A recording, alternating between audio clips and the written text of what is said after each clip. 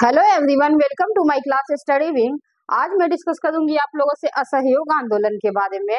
इसके पहले चंपारण सत्याग्रह, खेड़ा आंदोलन, अहमदाबाद मिल मजदूर आंदोलन और रौलेट एक्ट, जालियांवाला बाग और उसके बाद खिलाफत आंदोलन पे मैंने चर्चा की है। और इस पे जितने क्वेश्चन बीपीएससी टीआरई और मेंस में पूछे गए हैं मैंने वो करवाया है, टू द पॉइंट चीजों को समझाया है। तो जो लोग वो क्लासेस नहीं देखे हैं वो उस क्लासेस को देख लें। और आइए आज जानते हैं असहयोग आंदोलन के बारे में। असहयोग आंदोलन की सबसे पहले हम पृष्ठभूमि जानेंगे कि असहयोग आंदोलन की शुरुआत जो है वो क्यों हुई, इसकी पृष्ठभूमि जो है वो क्या रही। पिछले क्लासेस में मैंने आप लोगों को बताया था कि कहीं ना कहीं खिलाफत आंदोलन के मंच से ही असहयोग आंदोलन की एक पृष्ठभूमि तैयार हुई। असहयोग आंदोलन जो है वो करने का फैसला लिया गया क्योंकि खिलाफत कमेटी द्वारा जो बातें रखी जा रही थी ब्रिटिश सरकार के पास, ब्रिटिश सरकार ने उस बात को नहीं माना। खलीफा के पद को सुरक्षित नहीं रखा गया और लगातार तुर्की पे अत्याचार होता ही रहा, जिसकी वजह से ये जो है वहीं पे असहयोग आंदोलन का डिसीजन लिया गया और असहयोग आंदोलन करने का जो पूरा तैयारी है वो किया गया। इसके पहले के जो 2-3 आंदोलन रहे हैं जैसे चंपारण, खेड़ा और अहमदाबाद मिल मजदूर आंदोलन, तो यहाँ पे गांधी जी को जो है अच्छी खासी सफलता मिली थी। गांधी जी को लोग जानने लगे थे, जो पहले लोग बिल्कुल ही नहीं जानते थे। उन्हें वहाँ यहाँ वकालत की नौकरी नहीं मिल रही थी, टीचिंग की नौकरी नहीं मिल रही थी, मतलब कुछ भी नहीं मिल रहा था। पर साउथ अफ्रीका में गए, वहां से जीते और वहां से आने के बाद जैसे जैसे वो आंदोलन करते गए और वो आंदोलन सक्सेस होते गया, वैसे वैसे जो है पूरे भारत में उनकी ख्याति प्राप्त होने लगी। लोगों के मन में उनके लिए एक पॉजिटिव पर्सनालिटी बनने लगी कि हाँ ये क्योंकि 2-3 बार वो जो है आंदोलन जीत चुके थे और अच्छे तरीके से जीत चुके थे ब्रिटिश से। तो ये जो लोगों को ऐसा फील होने लगा था कि गांधी जी जो है अपनी बातों को रख रहे हैं और अंग्रेज जो है इनकी बातों को समझ रहे हैं, तो इनके साथ ही चलना चाहिए, ये जो कह रहे हैं वही करना चाहिए। काफी लोग जानने लगे गांधी जी को। तो गांधी जी ने ही बुलाकर सबको डिस्कशन किया और ये फैसला किया कि हम लोग जो है वो एक असहयोग आंदोलन करेंगे और असहयोग आंदोलन में जो है ब्रिटिश का कोई भी सहयोग नहीं करेंगे, क्योंकि ब्रिटिश हम पे राज कर रहा है। तो ऐसा तो मतलब ऐसा बिल्कुल नहीं है कि वो अपने मन से सिर्फ राज कर रहा है, उसमें कहीं ना कहीं हमारा भी सपोर्ट है, तभी ब्रिटिश का राज जो करना है वो सक्सेस हो रहा है। और ब्रिटिश हम लोगों से टैक्सेस वसूल रहे हैं या जैसे मन वैसे हम लोगों के साथ ट्रीट कर रहे हैं, क्योंकि हम लोग कहीं ना कहीं उसे सपोर्ट कर रहे हैं। देखिए, अगर किसी के साथ भी अत्याचार होता है, चाहे आप घर हो या बाहर हो, किसी के साथ भी अत्याचार होता है, तो जो अत्याचार सहने वाला है वो जो है कहीं ना कहीं उन लोगों को अत्याचार सहने वाला है वो तभी तक वो सहता रहेगा, तभी तक अत्याचार करने वाला अत्याचार करता रहेगा, क्योंकि उसको पता है कि हाँ ये सह रहा है। तो जब हम लोग सपोर्ट कर रहे हैं तभी तो ब्रिटिश हम पे राज कर रहा है, या फिर ब्रिटिश भारत में बसे तो बिना भारतीयों के सपोर्ट के तो नहीं बसे। उनके ऐसे तो नहीं आए, सडनली एक दिन आए और आकर बस गए। हम लोगों का सपोर्ट रहा है या आज भी कहीं ना कहीं जो है हम लोग सपोर्ट कर रहे हैं, तभी ब्रिटिश जो है हम पे राज कर रहा है। तो यदि हम लोगों को स्वराज चाहिए, स्वराज की प्राप्ति यदि हम लोगों को करनी है, अपने देश को आजाद करना है, तो हम सबको मिलकर एकजुट होकर इसका असहयोग करना होगा, इसीलिए योग करना होगा। गांधी जी के बाद से जो है गरम दल नलम दल के नेता वो भी एग्री हो गए, जो अली बंधु थे खिलाफत आंदोलन के नेता वो भी एग्री हो गए कि हाँ गांधी जी बात तो सही कह रहे हैं, और जो जनता थी वो भी एग्री हो गई कि हाँ शायद जो भी सहना हो, जो करना हो, 1 साल तक ऐसे कंटिन्यू सहेंगे, फिर तो उसके बाद आजादी मिल ही जाएगी। क्योंकि गांधी जी ने ये कहा था कि हम असहयोग आंदोलन को 1 साल तक कंटिन्यू करेंगे और बिना कोई अहिंसा के करेंगे, और एक साल तक कंटिन्यू करने के बाद जो है हम लोगों को आजादी मिल जाएगी। जबकि वहां पे CR दास ने उन लोगों को कहा था कि इतना आसान नहीं है गांधी जी, जितना इजी आप समझते हैं कि 1 साल तक असहयोग आंदोलन करेंगे और अहिंसात्मक रूप से करेंगे और ब्रिटिश भाग जाएगा, इतना आसान नहीं है। ब्रिटिश की पकड़ भारत में इतनी कम, आपके सिर्फ 1 साल के असहयोग आंदोलन से जो है ब्रिटिश भाग जाएगी। वैसे आप कर रहे हैं तो ठीक है, करते हैं सब मिलके, लेकिन इतना आसान नहीं है। CR दास ने उन्हें ये बात कहा था। उसके बाद फिर भी क्या हुआ, 1 अगस्त 1920 को ये फैसला लिया गया असहयोग आंदोलन को करने का कि इस दिन से असहयोग आंदोलन की जो है वो शुरुआत होगी। पर दुर्भाग्यवश क्या हुआ कि उसी दिन 1 अगस्त 1920 को बाल गंगाधर तिलक की मृत्यु हो गई। बाल गंगाधर तिलक की मृत्यु जो है मृत्यु जो है वो 1 अगस्त 1920 को हो गई।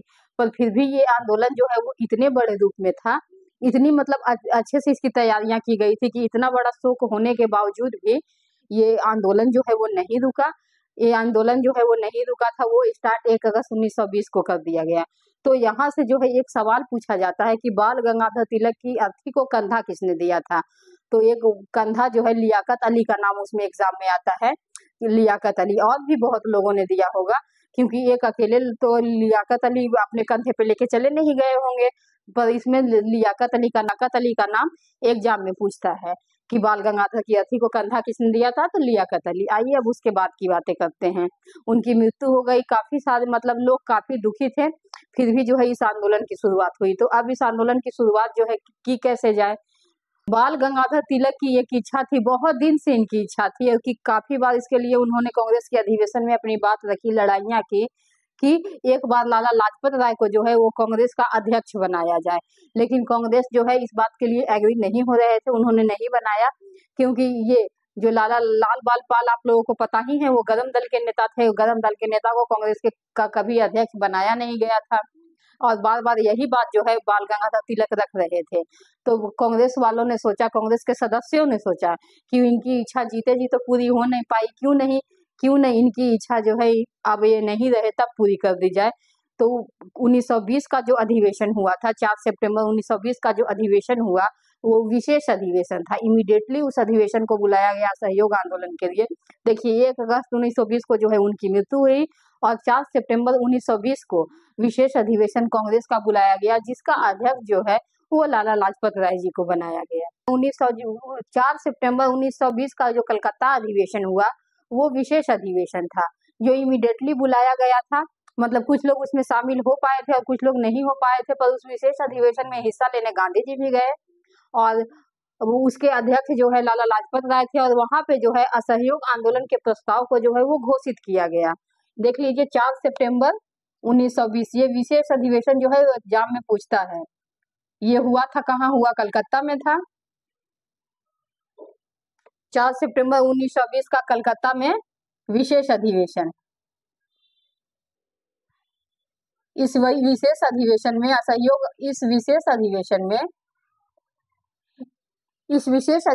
असहयोग आंदोलन के प्रस्ताव को घोषित किया। उसके बाद जो है वहां पे गांधी जी भी पहुंचे, और उन्होंने कहा कि अगर 1 साल तक हम लोग मजबूती के साथ खड़े रहेंगे, ऐसे कंटिन्यू ही आगे, पुनः हम लोग 1 साल के बाद हम लोगों को जो है वो स्वराज मिल जाएगा। इसके बाद जो है जैसे उसके बाद जो है ये वार्षिक अधिवेशन हुआ कांग्रेस का।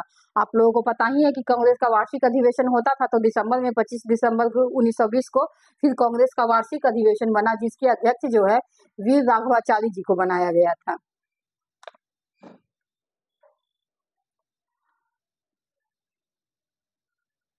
पच्चीस दिसंबर 1920 को इसके अध्यक्ष जो है राघवाचारी जी।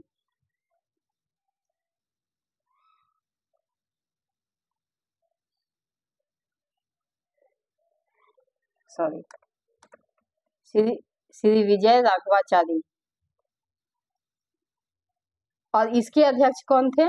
मैं लिख देती हूँ, इसके अध्यक्ष जो है लाला लाजपत राय थे। अब यहाँ से भी एक क्वेश्चन आता है कि गरम दल का वो कौन सा नेता था जो कांग्रेस का अध्यक्ष बना, क्योंकि और भी गरम दल के कोई भी नेता है वो कांग्रेस का अध्यक्ष नहीं बन पाए। जैसे बाल गंगाधर तिलक थे, वो कांग्रेस का अध्यक्ष जो है, कांग्रेस के का जो अधिवेशन होता था उसके अध्यक्ष कभी नहीं बन पाए।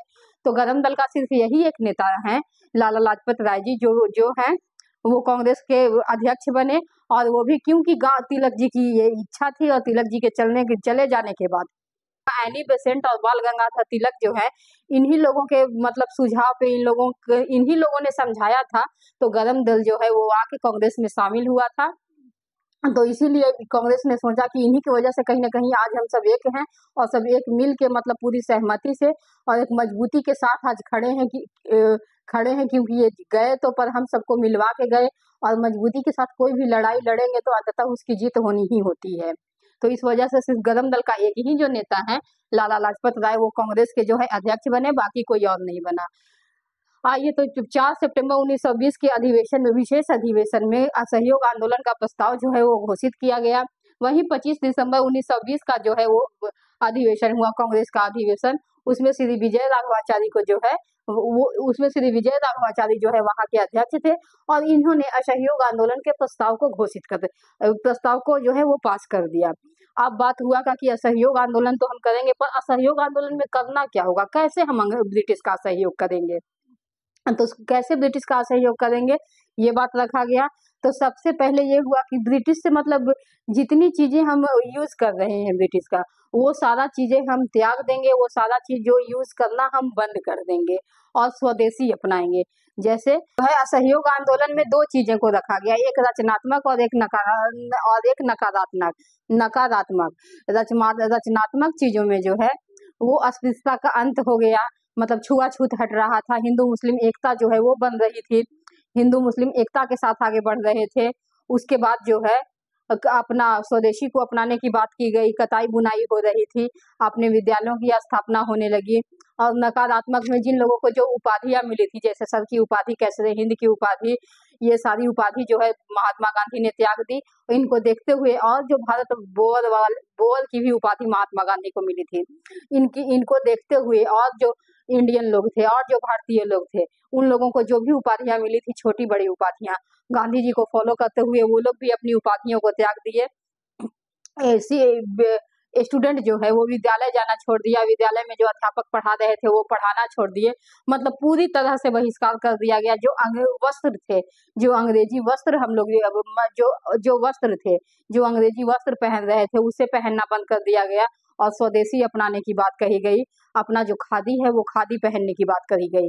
यही, लेकिन ये बात ज्यादा सोचिए कि अगर जो है पढ़ना, लेकिन अध्यापक जो है वो पढ़ाना छोड़ देगा, छात्र जो है वो पढ़ना छोड़ देंगे, तो इन लोगों को खर्चा कैसे चलेगा? रोटी गांधी जी तो लाकर देंगे नहीं, तो अब इन लोगों ने और बच्चों का ज्ञान कैसे बढ़ेगा? ऐसे असहयोग आंदोलन 1 साल तक चलता अगर रहेगा, उससे ज्यादा भी अगर चला, तो क्या साल 2 साल तक बच्चे नहीं पढ़ेंगे, या साल 2 साल तक अध्यापक के घर का खर्च कैसे चलेगा? तो इसलिए इन लोगों, यही वो समय था जहाँ पे अपनी छोटी छोटी स्कूल खोले गए और 3 इसमें विद्यापीठ खोली गई, जिसमें काशी विद्यापीठ जो वाराणसी में है, गुजरात विद्यापीठ और जामिया मिलिया जो दिल्ली में है। असहयोग आंदोलन के दौरान ही ये तीनों विद्यापीठ जो है वो खोली गई। ये भी जो है वो एग्जाम में आता है। तो आइए जानते हैं काशी विद्यापीठ।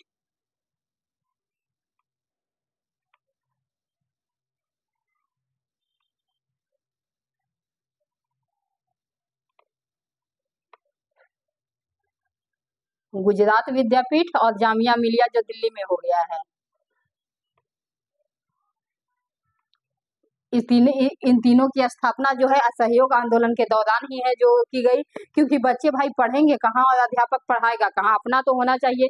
पूरी तरीके से बहिष्कार होने लगा और जो युवा वर्ग थे वो लोग कपड़े, मतलब जो ब्रिटिश के कपड़े थे, जो अंग्रेजी कपड़े थे, उन कपड़ों को जलाया जाने लगा। गांधी जी भी बोले कि हाँ चलो ठीक है, लेकिन क्या बोलते हैं, रविंद्रनाथ टैगोर ने जो है यही पे एक बात कहा था कि ऐसे जो है कपड़ों को जलाना और इस तरह से बहिष्कार करना, चीजों को बर्बाद करना, ये एक निष्ठुर बर्बादी है। ये रविंद्रनाथ टैगोर ने कहा था कि ये जो कपड़ों को जलाना है वह एक निष्ठुर बर्बादी है।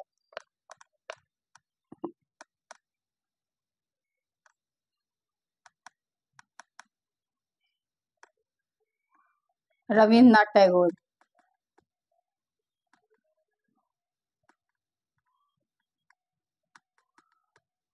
रविंद्रनाथ टैगोर ने इसे एक निष्ठुर बर्बादी कहा है। उसके बाद जो क्या हुआ, एक बार फिर उसके बाद जो क्या हुआ,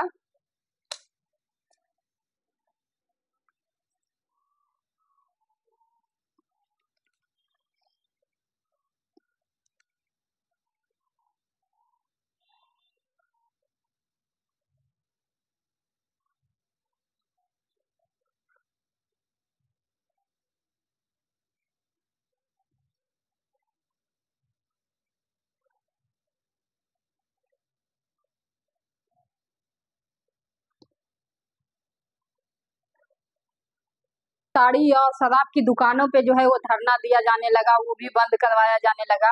तो इससे अंग्रेजों को जो है वो राजस्व की हानि एक बड़े लेवल पे हुई, मतलब जहाँ करोड़ों में अंग्रेज जो है वो इम्पोर्ट कर रहे थे और पैसे कमा रहे थे, यहाँ पे एकदम 50% आ गया, उन लोगों को बहुत ही हानि हुई।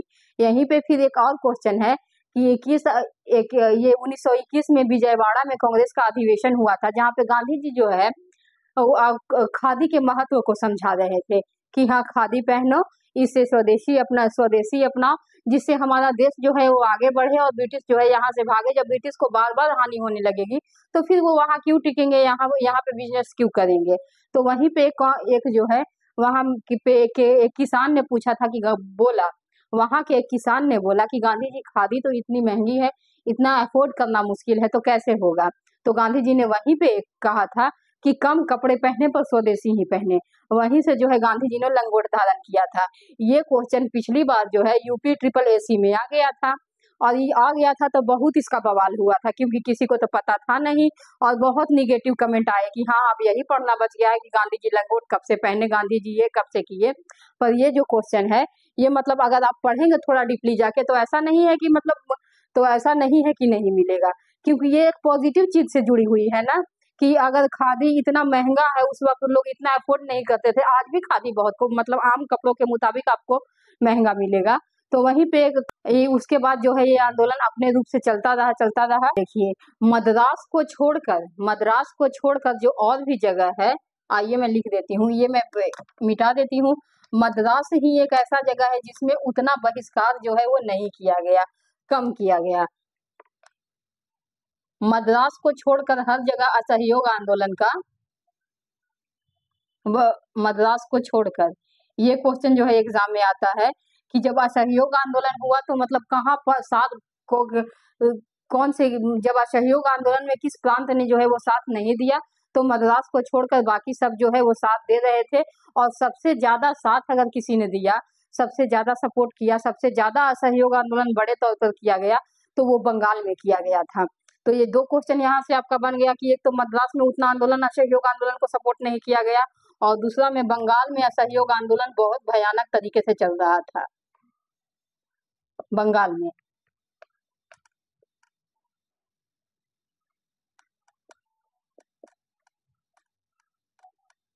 बंगाल में असहयोग आंदोलन जो है वो बहुत ही बड़े लेवल पे चल रहा था। अब यहीं पे एक जो है अवध जो है किसानों का क्षेत्र था। अवध में जो है अवध में भी जो है कि आंदोलन मतलब कर रहे थे, गांव-गांव शहर-शहर आंदोलन हो ही रहा था। तो वहां पे जो किसान आंदोलन कर रहे थे, वो बाबा रामचंद्र की अध्यक्षता में, बाबा रामचंद्र जो है वो उसका नेतृत्व कर रहे थे। जो किसान आंदोलन कर रहे थे उसका नेतृत्व जो है बाबा रामचंद्र कर रहे थे। पर किसानों में धीरे धीरे गुस्सा जो है वो बढ़ते जा रहा था। कोई कितना सहेगा, एक तो इतनी गरीबी से परेशान, ऊपर से इतना सारा चीज हो गया, और गांव के लोग और भी ज्यादा परेशान थे, क्योंकि गांव में ये आंदोलन जितने बड़े रूप में चला, शहर में उतना बड़े रूप में नहीं चल पाया, गांव में बहुत ही बड़े रूप से चला। तो किसान मन ही मन गुस्सा रहे थे एकदम, वो सहते सहते इंसान परेशान हो जाता है, कितना सहेगा, सह रहा है, एकदम किसान सह सह के थक गए थे, और उनके मन में एकदम जेलस की भावना आने लगी थी। एकदम देखते उन लोगों का दिमाग जो है वो गर्म हो जा उन लोगों एकदम देखते देखते ही उन लोगों का दिमाग जो है वो गर्म हो जा रहा था, क्योंकि हर जगह के लोग परेशान थे। अगर खेड़ा में किसान आंदोलन हुआ, या फिर अहमदाबाद में मिल मजदूर आंदोलन हुआ, तो ऐसी बात तो नहीं है कि जहां जहां आंदोलन हुआ वही लोग दुखी थे, जहां आंदोलन नहीं हो पाया वहां पे भी लोग दुखी थे। दुखी तो पूरा भारत था ना इन लोगों से, एक तो कोई दुखी था नहीं। तो ये लोग यहीं पे जो है रामचंद्र जो है इसका नेतृत्व, बाबा रामचंद्र जो है इसका नेतृत्व कर रहे थे, और किसान जो है असहयोग आंदोलन कर रहे थे। वहीं एक शाम था, 1921 की बात है, वहीं एक शाम था कि कुछ किसान जो है धरना देने, आंदोलन करने शाम के समय जा रहे थे अपने मशाल वसाल लेकर। तो 15-20 ऐसे किसान जा रहे थे, बहुत भयानक भीड़ नहीं थी। उन्हीं में से कुछ किसानों को जो है गोरखपुर के चौरी चौरा के पुलिस स्टेशन में 2-4 पुलिस ने जो है वो पकड़ लिया, और उनसे बात करके उनको मतलब बंदपुर के चौरी चौरा में एक छोटा सा पुलिस थाना था, उसी में से पुलिस थाने में से 2-4 पुलिसकर्मी जो है उन 2-4 किसानों को पकड़ लिए जो धरना देने जा रहे थे, और पकड़ लेने के बाद उन लोगों को बंद कर दिया और उन लोगों की मार पिटाई की। जब आगे वाले किसान को पता चला कि हाँ, हमारे साथियों को पकड़ के ले गया है, तो वो लोग पीछे वापस लौटे धरना देने जहाँ जा रहे थे, जबकि वैसा कुछ हुआ नहीं था। धरना देने जब वो लोग जा रहे थे, जबकि वैसा कुछ हुआ नहीं था, बस वो लोग धरना देने जा रहे थे, तो ये लोग आपस में कॉन्वर्सेशन पुलिस वाले करने लगे, ब्रिटिश थे ही, समझाने लगे, जिससे दोनों लोगों में झड़प हो गई और इसको पकड़ के बंद कर दिया। अब उन लोग का दिमाग गरमाया हुआ था। जब आपका पता है दिमाग गरमाया होता है, मतलब छोटी छोटी चीजों से आप फ्रस्ट्रेट होते जाते हैं, फ्रस्ट्रेट होते जाते हैं। आज थोड़ा फ्रस्ट्रेट हुए, कल थोड़ा फ्रस्ट्रेट हुए, फिर फ्रस्ट्रेट हुए। ये लोग सालों से फ्रस्ट्रेट हो रहे थे। तो जब आप फ्रस्ट्रेट होते जाते हैं तो एक दिन आपका एग्रेशन बहुत तेज से फूटता है। एक दिन आप जब एग्रेस होंगे तो बहुत ही ज्यादा आपको गुस्सा आएगा, जब आप हल्का हल्का फ्रस्ट्रेट होंगे। और एक नॉर्मल गुस्सा होगा तो वो नॉर्मल वन डे वाला होता है, लेकिन जब फ्रस्ट्रेशन के बाद गुस्सा निकलता है तो फिर आप पूरी बात को आप रख देते हैं, जो 1 महीनों में हुआ है, जो आप 15 दिन से नोटिस करते आ रहे हैं। फिर आपका गुस्सा बहुत हाइपर लेवल का हो जाता है। यहाँ भी वही था कि लोग फ्रस्ट्रेट तो थे ही, जलस की भावना हो ही रही थी, चिड़चिड़ा गए थे सब किसान लोग, और ऊपर से पकड़ के बंद कर दिया और इन लोगों को 2-4 लोगों को पीटा भी। तो उसके बाद जो है वो इधर लौट के आए। अभी पूरी भीड़ जो आ रही थी, इसको देख के छोटा सा पुलिस चौकी था, ये लोग जो है वो घबरा गए और घबरा के पुलिसकर्मी अपना अंदर से ही अंदर ये लोग बंद कर लिए। अंदर से ही इन लोगों जो है अपना थाना बंद कर लिया, खिड़की दरवाजे सब बना बंद कर दिए। इन लोगों के हाथ में मसाल था ही, शाम के समय जा रहे थे धरना करने। इन लोगों ने जो है उस जो है पुलिस चौकी को आग लगा दी। किसानों की इस भीड़ ने जो है उस पुलिस चौकी को आग लगा दी। ये घटना हुई थी 4 फरवरी 1922 को। अब सोचिए कि कितना दिन हो गया था। 1 अगस्त 1920 को घोषणा की गई थी कि 1 साल में हम लोगों को स्वराज मिल जाएगा। 1 अगस्त 1920 से 1 अगस्त 1921 आ गया। 1 अगस्त 1921 से फिर समझिए कि ये घटना है 4 फरवरी 1922 को, 1.5 साल होने को आया। कितना सहेंगे। उसके बाद जो है 4 सितंबर 1922 को जो है वो चौरी चौरा का कांड हुआ। कहीं कहीं किताब में जो है वो 5 फरवरी दिया होता है, जबकि 5 फरवरी जो है वो एग्जाम में नहीं मानता है, मानता 4 फरवरी ही है। तो 4 फरवरी 1922 ही आप लोग याद कीजिएगा।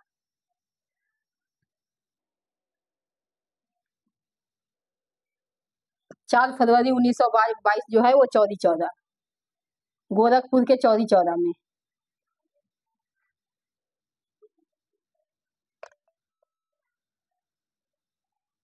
यहाँ पे जो है ये घटना हुई। इसको चौरी चौरा में ये कांड हुआ और 22 पुलिसकर्मियों की को जो है वो जिंदा जलाकर मार दिया गया।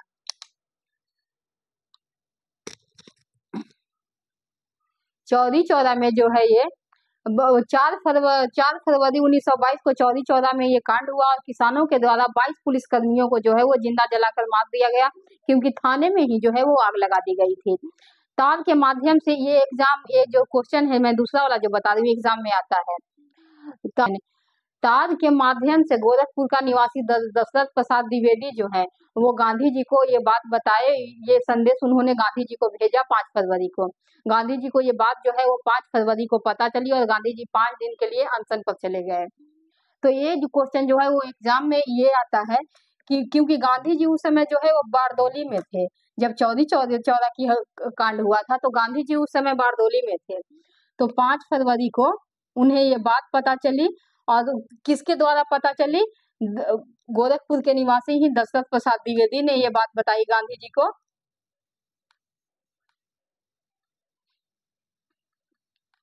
दशरथ प्रसाद द्विवेदी ने जो है ये बात बताई गांधी जी को। गांधी जी को ये बात जो है वो पता चली 5 फरवरी को और उन्होंने ये जो है असहयोग आंदोलन वापस लेने का वो निर्णय ले लिया। असहयोग आंदोलन को यहीं पे क्वेश्चन और पूछता है। असहयोग आंदोलन को ही गांधी जी ने यहीं पे 5 फरवरी को अपनी हिमालयी जैसी भूल बताया है।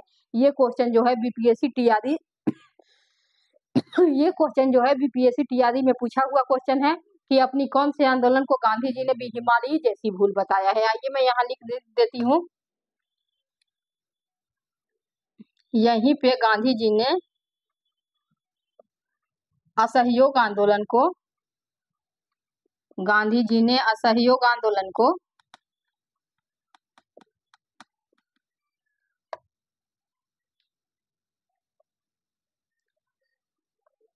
हिमालयी जैसी भूल, देखिए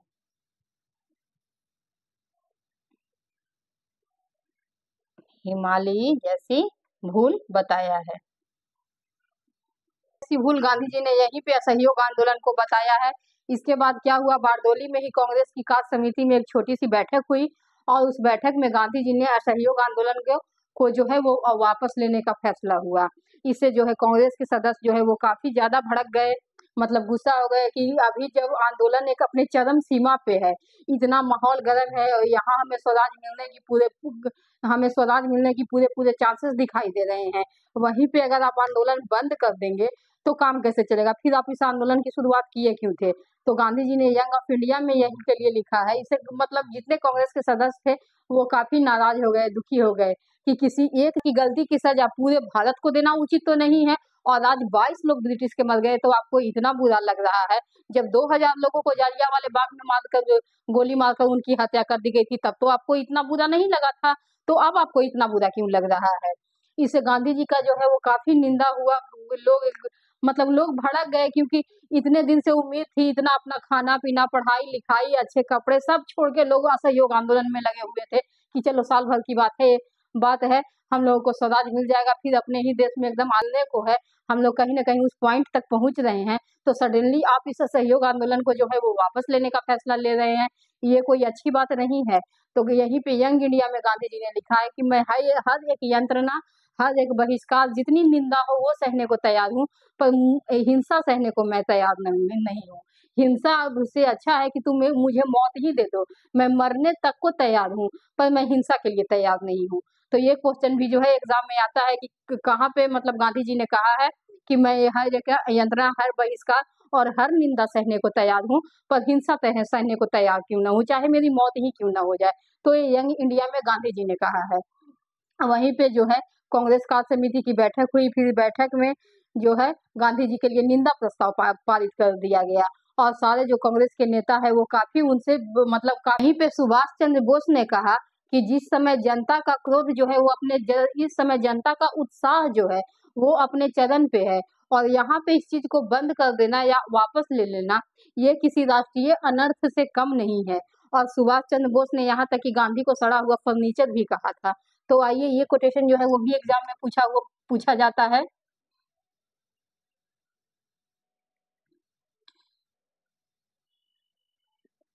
सुभाष चंद्र बोस, जिस समय जनता का उत्साह, जिस समय जनता का उत्साह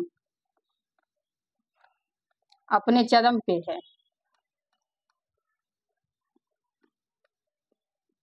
क्योंकि सारी जनता जो है वो उत्साह में थी कि संगम मिल जाएगा, मतलब पूरा एक मेंटल सेट बन जाता है ना, एक माइंड का सेट बन जाता है कि हाँ ये करना है, ऐसे करना है, कंटिन्यू करना है।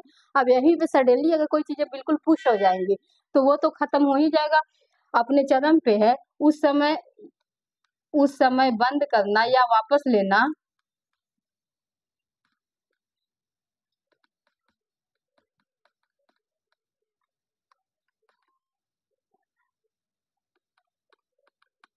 राष्ट्रीय अनर्थ से कम नहीं है।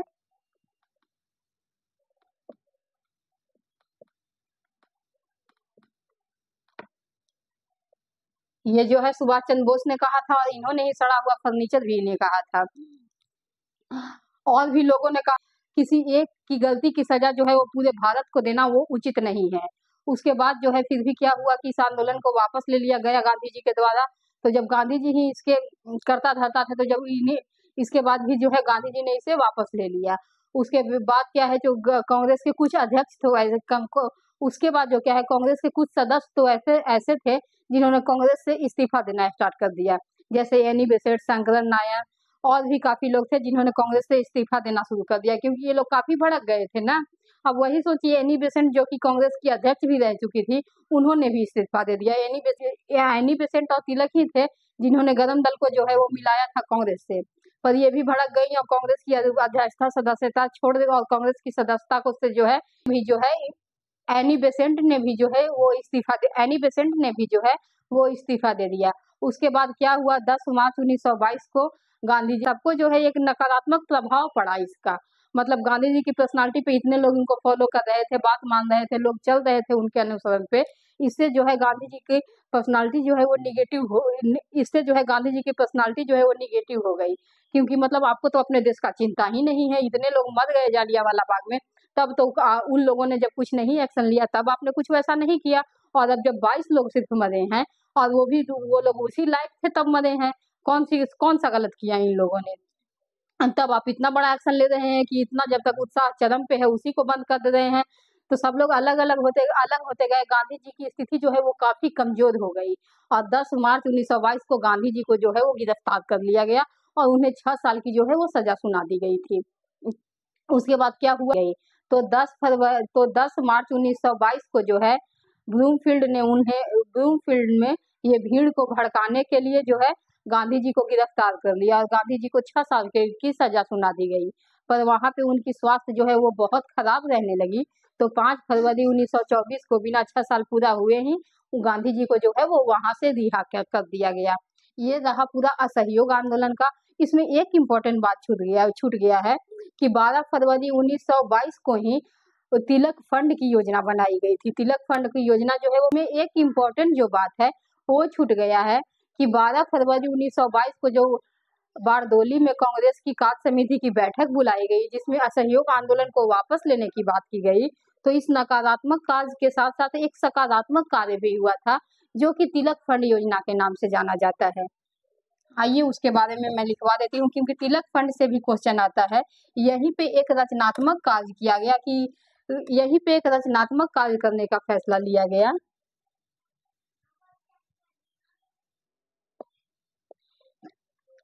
कि रचनात्मक कार्य में क्या था कि इसमें जो है 1 करोड़ सदस्यों को जोड़ना था कांग्रेस से। यहीं पे 12 फरवरी 1922 को ही ये फैसला लिया गया और बारदोली में जो कांग्रेस की कार्य समिति की बैठक बुलाई गई थी वहां जो है असहयोग आंदोलन को बंद करने वापस लेने का फैसला लिया गया और वहीं पे एक तिलक फंड योजना बनी जो कि रचनात्मक कार्य था। इसमें 1 करोड़ सदस्य को जो है वो कांग्रेस से जोड़ना था और ये मादक पदार्थ पे निषेध लगाना था और घर घर चरखा बांटना था। 1 करोड़ सदस्य को जोड़ने के साथ साथ 1 लाख रुपए भी जो है वो जुटाना था और लोगों को चरखा बांटना था जिससे कि हमारे स्वदेशी चीजें जो है वो बढ़े। क्योंकि असहयोग आंदोलन में क्या हो रहा था? असहयोग आंदोलन में यही तो हो रहा था कि ब्रिटिश की जो चीजें हैं उसे छोड़ना था, उसको हटाना था। तो अब जब असहयोग आंदोलन कारणवश स्थगित करना पड़ रहा है और जो इतने अमीर नहीं है, अफोर्ड नहीं कर सकते हैं, तो वो लोग कहाँ से स्वदेशी अपनाएंगे? तो इसीलिए 1 करोड़ चरखा जो है वो बांटने की योजना बनाई गई ताकि लोग कताई बुनाई घर पे करें और खादी को अपनाएं। ये चीजें यहाँ पे हुई। तो ये चीजें जो है वह यहाँ पे हुई। इस तरह से असहयोग आंदोलन यहाँ तक चला और तिलक फंड बना। तिलक फंड में कुछ कांग्रेस के सदस्य थे जो समझे गांधी जी की बातों को और कांग्रेस में शामिल रहे, कुछ थे जो उनसे अलग हो गए जिनका नाम मैंने आपको बता दिया है। इस तरह से तिलक फंड पे फिर काम होने लगा। ये एक रचनात्मक काम था। गांधी जी को गिरफ्तार कर लिया गया और उनके खराब स्वास्थ्य को देखते हुए उन्हें बिना 6 साल कंप्लीट हुए उन्हें जो है वो रिहा भी कर दिया गया। अब इसके आगे कौन सा आंदोलन चला और उस पे कैसे काम हुआ, उसका क्या इम्पैक्ट पड़ा, वो मैं नेक्स्ट क्लास में आप लोगों को बताऊंगी। तब तक के लिए